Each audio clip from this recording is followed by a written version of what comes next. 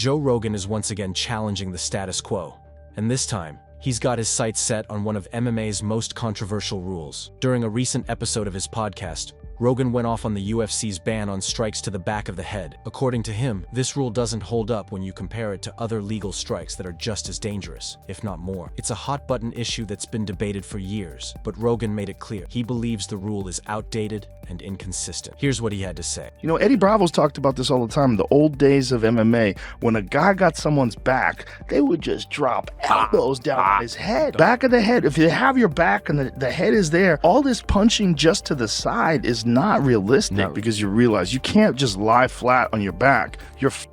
Like, you better protect the back of your neck because it's very, very vulnerable. So guys would have to, when they lie on the back or lie on their stomach, they have to protect their fucking head, and then they would have to try to roll. Yes, they would have to do something to get out of that position, instead of just realizing that you can kind of hold there and cover the sides of your faces because you could leave the back of your head exposed. I mean, I'm sure if you talk to a neuroscientist, they say that's a particularly vulnerable area, but man, isn't the temple, aren't the eyes? Everything is so vulnerable, and all those illegal. You could elbow a dude in the eye socket, 100% legal. So explain to me why the back of the head is so much more vulnerable. I don't get it. Rogan's frustration is rooted in how this rule changes the dynamics of grappling. When a fighter takes someone's back, they're limited in where they can strike. They have to avoid the center line of the skull and aim for awkward angles on the side, which Rogan sees as unrealistic. In the early days of MMA, that wasn't the case. If you exposed the back of your head, you were in real danger. Fighters would drop sharp elbows and hammer fists until you were forced to react or get finished.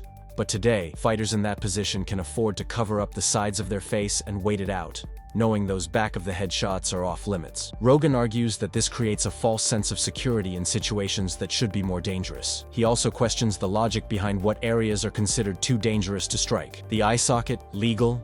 The temple, legal. Yet the back of the head, also vulnerable, yes, but treated as uniquely off-limits. And that's where Rogan takes issue. If we accept that the sport is inherently dangerous, and if fighters are allowed to throw elbows to the eyes and punches to the jaw at full force, then why is the back of the head singled out as the place that can't be touched? Of course, the rule was put in place to prevent life-altering injuries, especially to the base of the skull and spinal column. No one's arguing that those areas aren't sensitive, but Rogan's point is that this specific vulnerability isn't so different from others that are already fair game in the octagon. His comments are sure to stir up more debate, not just among fans, but likely among fighters, coaches, and regulators as well. Some will agree with him, especially those who train and fight with the old-school mindset, where every exposed part of the body was a legitimate target. Others, especially those focused on fighter safety, will probably push back hard, arguing that this rule exists to prevent the worst-case scenarios. Either way, Rogan's not backing down, and once again, he's forcing the MMA world to take a closer look at how the sport is being regulated. What's your take? Should the UFC allow strikes to the back of the head in certain scenarios, or is this a rule that should never be touched? Drop your thoughts in the comments.